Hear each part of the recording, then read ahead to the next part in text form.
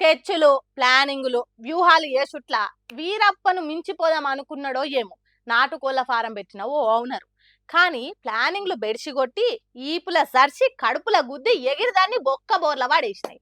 అదే మొన్న హనుమకొండ జిల్లా ఎలకతుర్తిలా పత్తి చేనులా కొత్త కోళ్లు దర్శనమిస్తే ఊరోళ్ళు నపరో 4 నాటుకోళ్లు అందుకొని పోయిందని చెప్పుకున్నాం కదా. హాగో ఆ నాటుకోళ్లను పత్తి చేనులు ఇడిచింది ఎవలో కాదు, వాటిని సాదే ఓనరు ఓవర్ థింకింగ్ చేసి వదిలిపెట్టి పోయిండట. ఆ నడుమ వరదలతోని హన్మకొండ జిల్లా నిండా నీళ్ళలో మునిగింది కదా.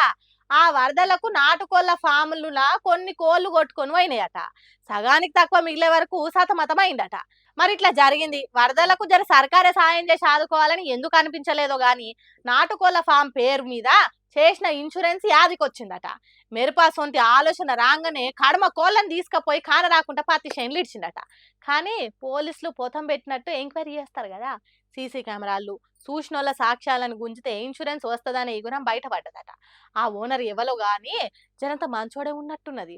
వరదలకు చచ్చిపోయినాయి కోళ్ళు అని వాటిని చంపకుండా పత్తి చేనులు ఇడిచిపెట్టి ఎల్కతుర్తి ఊరోళ్లకు ఎచ్చాల వేసుకొని కమ్మగా వండుకునేటట్టు చేసిండు.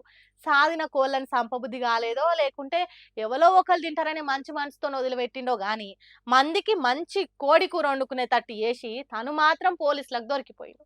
అటు ఇన్సూరెన్స్ పైసలు రాకుండా అయిండు, ఇటు ఉన్న కొన్ని కోళ్ళు కూడా దక్కకుండా అయిండు.